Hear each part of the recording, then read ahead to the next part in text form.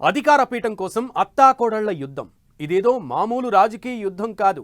ఉత్తర Korea అధికార పీఠం కోసం జరుగుతున్న వార్. దేశానికి వారసురాలిగా తన కూతురును ప్రకటించేందుకు కిమ్ జాంగ్ రెడీ అవుతున్నారనే ప్రచారం జరుగుతున్న వేళ ఇప్పుడు ఆయన సోదరి గురించి చర్చకు వస్తోంది. ఇన్నాళ్లు దేశాన్ని శాసించిన ఆయన చెల్లెలు మౌనంగా ఉంటారా అనే ప్రశ్నలు వినిపిస్తున్నాయి. అధికారం కోసం రక్త చరిత్ర సృష్టించే కిమ్ వంశంలో ఇప్పుడేం జరగబోతోంది? ఇంతకీ ఉత్తర కొరియాలో అసలు ఏం జరుగుతోంది? ఉత్తర కొరియాలో వారసత్వ యుద్ధం. కిమ్ జోంగ్ కూతురు వర్సెస్ చెల్లెలు. పీఠం కోసం అత్తాకోడళ్లు యుద్ధం. కూతురిని వారసురాలిగా ప్రకటించేందుకు కిమ్ రెడీ. అదే జరిగితే కిమ్ చెల్లెల నుంచి సవాల్ ఖాయం. కిమ్ జోంగ్ కుటుంబానికి రక్త చరిత్ర. అధికారం కోసం రక్తపాతం సృష్టించే రకం. కిమ్ నిర్ణయంతో ఇప్పుడేం జరగబోతోంది? ప్రపంచాన్ని వెంటాడుతున్న భయాలేంటి? కిమ్ జోంగ్ ఉన్ ప్రపంచానికి పరిచయం అవసరం లేని పేరు. ఉత్తర కొరియా మాటెత్తితే వినిపించే ఒకే ఒక్క పేరు. నియంత పాలనతో, సంచలన నిర్ణయాలతో ఆ దేశ జనాలకే కాదు, ప్రపంచానికి చుక్కలు చూపిస్తున్న నాయకుడు. ప్రస్తుతం ఆయన వయస్సు 42 ఏళ్లు. పాలించడానికి, పాలకుడిగా కొనసాగడానికి ఇంకా చాలా సమయముంది. అయితే ఇప్పుడే ప్రపంచానికి తన కూతురిని పరిచయం చేస్తున్నాడు. కుటుంబ పాలనను 4వ తరానికి అప్పగించేందుకు ప్రయత్నాలు స్పీడప్ అవుతున్నాయి. దీంతో ఉత్తర కొరియాలో రాజకీయ పరిణామాలు వేగంగా మారుతున్నాయి. తన వారసత్వ పగ్గాలను కూతురికి అప్పగించేందుకు కిమ్ తీసుకుంటున్న నిర్ణయాలు, వేస్తున్న అడుగులతో తెర వెనక వ్యవహారాలు వేగంగా మారుతున్నాయి. తండ్రితో పాటు కూతురు కిమ్ జాయే వరుసగా అన్ని కార్యక్రమాలకు అటెండ్ అవుతోంది. దీంతో రాబోయే రోజుల్లో కాబోయే నేతగా 13 ఏళ్ల కూతురు కిమ్ జాయేను కిమ్ జోంగ్ ప్రకటించే అవకాశాలున్నాయని దక్షిణ కొరియా నిఘా వర్గాలు తెలిపాయి. ఇదే ఇప్పుడు వరల్డ్ వైడ్ గా హాట్ టాపిక్ అవుతోంది. ఏడాదిగా తన విదేశీ పర్యటనకు కూడా కూతురిని వెంటేసుకుని వెళుతున్నాడు కిమ్. ఇదే ఇప్పుడు ప్రపంచంలోనే అత్యంత రహస్య దేశమైన ఉత్తర కొరియాలో కుటుంబ పోరుకు తెరతీసే అవకాశాలున్నాయనే ప్రచారానికి కారణమవుతోంది. ఫిబ్రవరి చివరలో జరగనున్న ఉత్తర కొరియా వర్కర్స్ పార్టీ కాంగ్రెస్ సమావేశంపై ఇప్పుడు యావత్ ప్రపంచం కన్నేసింది.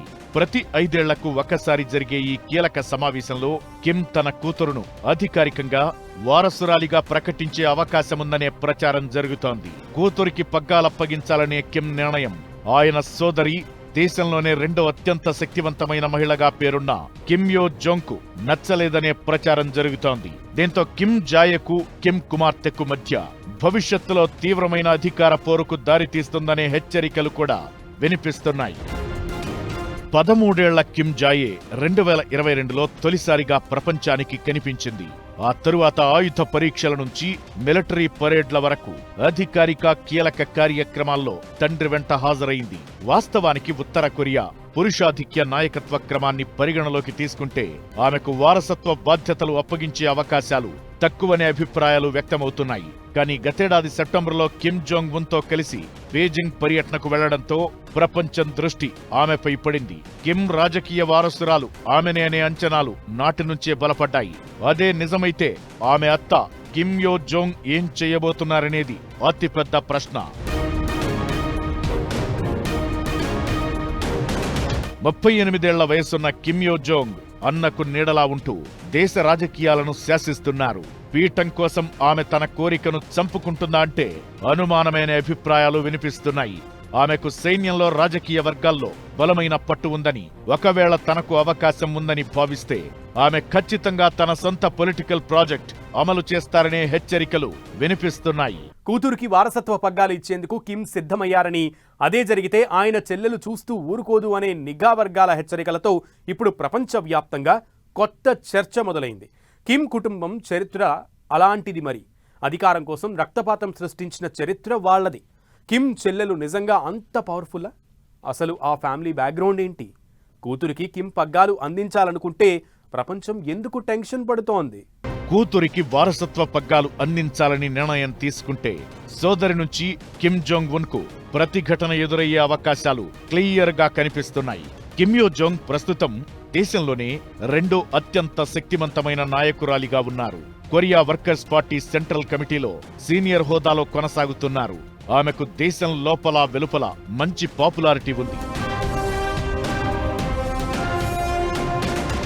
సోదరుడు కిమ్ జోంగ్ ఉన్ పాలనపైన ఆమె ప్రభావం చూపించగలరనే టాక్ నడుస్తోంది.